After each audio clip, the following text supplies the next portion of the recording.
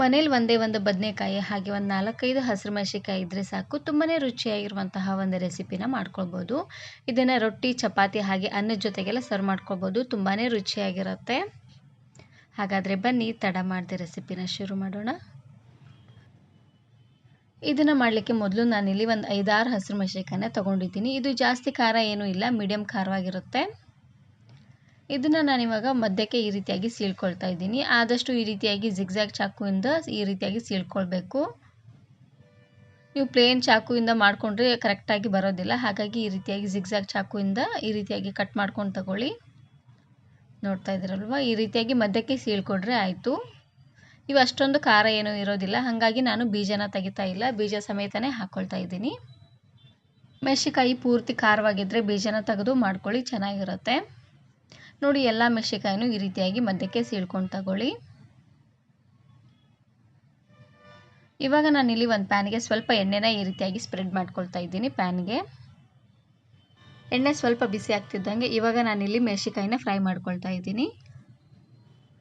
ಇವಾಗ ಮೆಣಸಿನಕಾಯಿನ ಸೀಳಿ ಇಟ್ಕೊಂಡಿದ್ವಿ ನೋಡಿ, ಆ ಮೆಣಸಿನಕಾಯಿನ ಇಲ್ಲಿ ಫ್ರೈ ಮಾಡ್ಕೊಳ್ತಾ ಇದ್ದೀನಿ. ಉರಿನ ಆದಷ್ಟು ಲೋ ಫ್ಲೇಮ್ನಲ್ಲೇ ಇಟ್ಟು ಇದನ್ನು ಚೆನ್ನಾಗಿ ಈ ರೀತಿಯಾಗಿ ಬಾಡಿಸ್ಕೊಳ್ತಾನೆ ಹುರ್ಕೊಳ್ಬೇಕು. ನೋಡ್ತಾ ಇದ್ದೀರಲ್ವ, ಈ ರೀತಿಯಾಗಿ ಚೆನ್ನಾಗಿ ಕೆಂಪಾಗೋವರೆಗೂ ಮೆಣಸಿನಕಾಯಿನ ಫ್ರೈ ಮಾಡ್ಕೊಂಡು ತಗೊಳ್ಳಿ.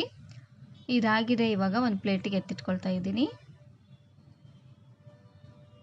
ಇವಾಗ ಪ್ಯಾನ್ ತುಂಬಾ ಕಾದಿರುತ್ತೆ, ಹಾಗಾಗಿ ಉರಿನ ಆದಷ್ಟು ಲೋ ಫ್ಲೇಮ್ನಲ್ಲೇ ಇಟ್ಟು ಇವಾಗ ಮತ್ತೆ ಸ್ವಲ್ಪ ಎಣ್ಣೆನ ಹಾಕ್ಕೊಳ್ತಾ ಇದ್ದೀನಿ. ಪ್ಯಾನಲ್ಲೇ ಸ್ವಲ್ಪ ಎಣ್ಣೆ ಇದೆ, ಇನ್ನು ಸ್ವಲ್ಪ ಎಣ್ಣೆನ ಹಾಕ್ಕೊಳ್ತಾ ಇದ್ದೀನಿ ಒಗ್ಗರಣೆ ಮಾಡಲಿಕ್ಕೋಸ್ಕರ. ನೋಡಿ, ಎಣ್ಣೆ ಚೆನ್ನಾಗಿ ಬಿಸಿ ಆಗ್ತಿದ್ದಂಗೆ ಇದಕ್ಕೆ ನಾನಿವಾಗ 1 ಚಮಚ ಆಗುವಷ್ಟು ಜೀರಿಗೆ ಮತ್ತು ಸಾಸಿವೆ ಎರಡನ್ನೂ ಒಟ್ಟಿಗೆ ಹಾಕ್ಕೊಳ್ತಾ ಇದ್ದೀನಿ.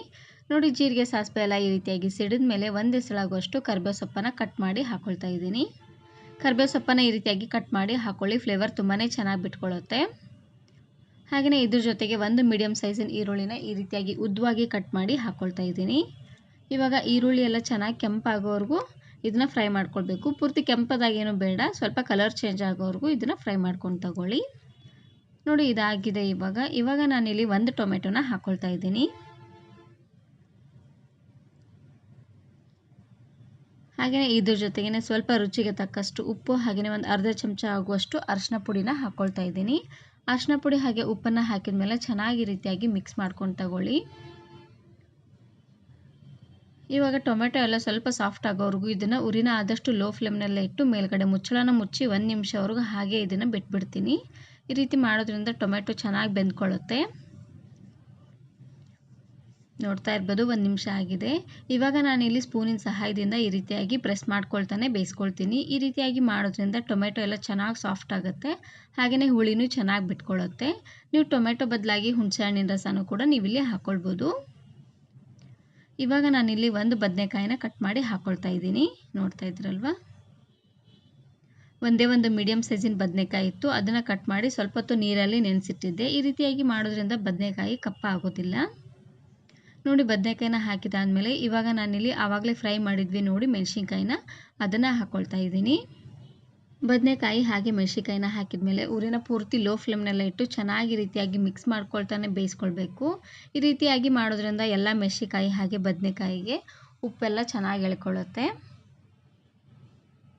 ಇವಾಗ ಮೇಲ್ಗಡೆ ಮುಚ್ಚಳನ ಮುಚ್ಚಿ ಉರಿನ ಆದಷ್ಟು ಲೋ ಫ್ಲೇಮ್ನಲ್ಲೇ ಇಟ್ಟು ಇದನ್ನು ಹಾಗೆ ಬಿಟ್ಬಿಡ್ತೀನಿ, ಚೆನ್ನಾಗಿ ಬೆಂದ್ಕೊಳ್ಳುತ್ತೆ. ನೋಡಿ, ಈ ರೀತಿಯಾಗಿ ಬೆಂದಾದಮೇಲೆ ಮತ್ತೆ ಇದನ್ನು ಮಿಕ್ಸ್ ಮಾಡಿಕೊಂಡು ಇವಾಗ ನಾನಿಲ್ಲಿ ಸ್ವಲ್ಪ ನೀರನ್ನು ಹಾಕ್ಕೊಳ್ತಾ ಇದ್ದೀನಿ. ನಿಮಗೆ ಗ್ರೇವಿಗೆ ಎಷ್ಟು ಬೇಕೋ ಅಷ್ಟು ನೀರನ್ನು ನೀವಿಲ್ಲಿ ಹಾಕ್ಕೊಳ್ಬೋದು. ನಾನಿಲ್ಲಿ ಒಂದು ಅರ್ಧ ಗ್ಲಾಸ್ ಆಗುವಷ್ಟು ನೀರನ್ನು ಹಾಕ್ಕೊಳ್ತಾ ಇದ್ದೀನಿ. ಮೆಣಸಿನಕಾಯಿ ಹಾಗೆ ಬದನೆಕಾಯಿ ಎಲ್ಲ ಚೆನ್ನಾಗಿ ಬೇಯಬೇಕು ನೋಡಿ, ಹಾಗಾಗಿ ನೀರನ್ನು ಹಾಕಿದ ಮೇಲೆ ಒಂದು ಸರ್ತಿ ಈ ರೀತಿಯಾಗಿ ಚೆನ್ನಾಗಿ ಮಿಕ್ಸ್ ಮಾಡ್ಕೊಂಡು ತಗೊಳ್ಳಿ.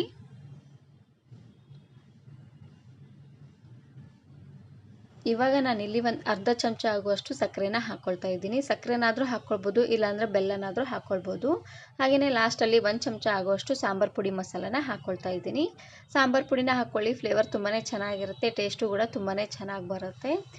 ಇವಾಗ ಮೇಲ್ಗಡೆ ಮುಚ್ಚಳನ ಮುಚ್ಚಿ ಉರಿನ ಆದಷ್ಟು ಮೀಡಿಯಮ್ ಫ್ಲೇಮ್ನಲ್ಲೇ ಇಟ್ಟು ಚೆನ್ನಾಗಿ ಕುದಿ ಬರೋವರೆಗೂ ಇದನ್ನು ಕುದಿಸ್ಕೊಂಡು ತಗೊಳ್ಬೇಕು. ನೋಡ್ತಾ ಇದ್ದೀರಲ್ವ, ಈ ರೀತಿಯಾಗಿ ಚೆನ್ನಾಗಿ ಕುದಿ ಬರೋವರೆಗೂ ಇದನ್ನು ಆದಷ್ಟು ಮೀಡಿಯಮ್ ಫ್ಲೇಮ್ನಲ್ಲೇ ಇಟ್ಟು ಬೇಯಿಸ್ಕೊಂಡು ತಗೊಳ್ಳಿ.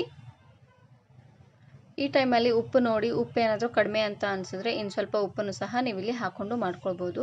ಇವಾಗ ನಾನಿಲ್ಲಿ ಒಂದು 3 ಚಮಚ ಆಗುವಷ್ಟು ಶೇಂಗಾ ಪುಡಿನ ಹಾಕ್ಕೊಳ್ತಾ ಇದ್ದೀನಿ. ಹಾಗೆಯೇ 1 ಚಮಚ ಆಗುವಷ್ಟು ಗುರೆಳ್ಳು ಪುಡಿನ ಹಾಕ್ಕೊಳ್ತಾ ಇದ್ದೀನಿ.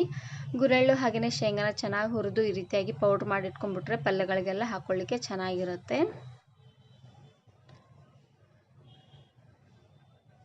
ನೋಡಿ, ಶೇಂಗಾ ಪುಡಿ ಹಾಗೆಯೇ ಗುರೆಳ್ಳು ಪುಡಿನ ಹಾಕಿದ ಮೇಲೆ ಚೆನ್ನಾಗಿ ಈ ರೀತಿಯಾಗಿ ಮಿಕ್ಸ್ ಮಾಡ್ಕೊಂಡು ತಗೊಳ್ಳಿ. ಶೇಂಗಾ ಪುಡಿನ ಹಾಕಿದ ಮೇಲೆ ಉರಿನ ಆದಷ್ಟು ಲೋ ಫ್ಲೇಮ್ನಲ್ಲೇ ಇಟ್ಟು ಇದನ್ನು ಬೇಯಿಸ್ಕೊಳ್ಬೇಕು, ಇಲ್ಲಾಂದರೆ ತಳ ಹಿಡಿದ್ಬಿಡುತ್ತೆ. ಹಾಗಾಗಿ ನಾನು ಇದೇ ರೀತಿ ಬಹಳಷ್ಟು ಬದನೆಕಾಯಿ ರೆಸಿಪೀಸ್ನ ಮಾಡಿದ್ದೀನಿ. ವಿಡಿಯೋ ನೋಡಿಲ್ಲ ಅಂದರೆ ಈ ವಿಡಿಯೋ ಕೊನೆಯಲ್ಲಿ ಹಾಕಿರ್ತೀನಿ, ನೋಡಿ ಚೆಕ್ ಮಾಡಿ. ತುಂಬಾ ಸಿಂಪಲ್ಲಾಗಿ ಹಾಗೆ ಈಸಿಯಾಗಿ ರುಚಿಯಾಗಿ ಯಾವ ರೀತಿ ಮಾಡೋದು ಅಂತ ವಿಡಿಯೋ ಅಪ್ಲೋಡ್ ಮಾಡಿದ್ದೀನಿ. ಇವಾಗ ಮತ್ತೆ ಮುಚ್ಚಳನ ಮುಚ್ಚಿ ಚೆನ್ನಾಗಿ ಇದನ್ನು ಕುದಿಸ್ಕೊಂಡು ತಗೊಳ್ಬೇಕು. ನೋಡ್ತಾ ಇದ್ರಲ್ವ, ಈ ರೀತಿಯಾಗಿ ಚೆನ್ನಾಗಿ ಎಣ್ಣೆ ತೆಲ್ ಬರೋವರೆಗೂ ಇದನ್ನು ಕುದಿಸ್ಕೊಂಡು ತಗೊಂಡ್ರೆ ಆಯಿತು. ಬದನೆಕಾಯಿ ಹಾಗೆ ಮೆಣಸಿನ್ಕಾಯಿ ಬೇಯಲಿಕ್ಕೆ ಜಾಸ್ತಿ ಹೊತ್ತೆಲ್ಲ ಟೈಮ್ ಹಿಡಿಯೋದಿಲ್ಲ. ಒಂದು 2-3 ನಿಮಿಷದಲ್ಲೇ ಬದನೆಕಾಯಿ ಎಲ್ಲ ಚೆನ್ನಾಗಿ ಸಾಫ್ಟಾಗಿ ಬೆಂದ್ಬಿಡುತ್ತೆ. ನೋಡ್ತಾ ಇದ್ದೀರಲ್ವ, ಈ ರೀತಿಯಾಗಿ ಸಾಫ್ಟಾಗಿ ಬೇಯೋವರೆಗೂ ಉರಿನ ಆದಷ್ಟು ಲೋ ಫ್ಲೇಮ್ನಲ್ಲಿಟ್ಟು ಬೇಯಿಸ್ಕೊಂಡು ತಗೊಳ್ಬೇಕು. ಇದನ್ನು ನೀವು ರೊಟ್ಟಿ, ಚಪಾತಿ ಹಾಗೆ ಅನ್ನದ ಜೊತೆಗೆಲ್ಲ ಸರ್ವ್ ಮಾಡ್ಕೊಬೋದು. ತುಂಬಾ ರುಚಿಯಾಗಿರುತ್ತೆ. ಒಂದೇ ರೀತಿಯಾಗಿ ಪಲ್ಯಗಳನ್ನ ಮಾಡಿ ಬೇಜಾರಾಗಿದ್ದರೆ ಎರಡನ್ನೂ ಈ ರೀತಿಯಾಗಿ ಮಿಕ್ಸ್ ಮಾಡಿ ಮಾಡ್ಕೊಳ್ಳಿ, ತುಂಬಾ ರುಚಿಯಾಗಿರುತ್ತೆ. ನಾನಿವತ್ತು ಚಪಾತಿ ಜೊತೆಗೆ ಈ ಪಲ್ಯನ ಸರ್ವ್ ಮಾಡ್ಕೊಳ್ತಾ ಇದ್ದೀನಿ. ನೋಡಿದ್ರಲ್ವ, ಬದನೆಕಾಯಿ ಹಾಗೆ ಮೆಣಸಿನ್ಕಾಯಿನ ಬಳಸಿ ತುಂಬಾ ರುಚಿಯಾಗಿರುವಂತಹ ಒಂದು ಕರಿನ ಯಾವ ರೀತಿ ಮಾಡೋದು ಅಂತ. ವಿಡಿಯೋ ಇಷ್ಟ ಆದರೆ ಈಗಲೇ ಒಂದು ಲೈಕ್ ಬಟನನ್ನು ಕ್ಲಿಕ್ ಮಾಡಿ, ಫ್ರೆಂಡ್ಸ್ ಆ್ಯಂಡ್ ಫ್ಯಾಮಿಲಿ ಜೊತೆಗೆ ಶೇರ್ ಮಾಡಿ. ಹಾಗೆಯೇ ಮತ್ತಷ್ಟು ಹೊಸ ರೆಸಿಪಿಗಾಗಿ ವರ್ಣಿಕಾ ಅಡುಗೆ ಮನೆ ಯೂಟ್ಯೂಬ್ ಚಾನಲನ್ನು ಸಬ್ಸ್ಕ್ರೈಬ್ ಮಾಡ್ಕೊಳ್ಳಿ. Thank you. Thanks for watching.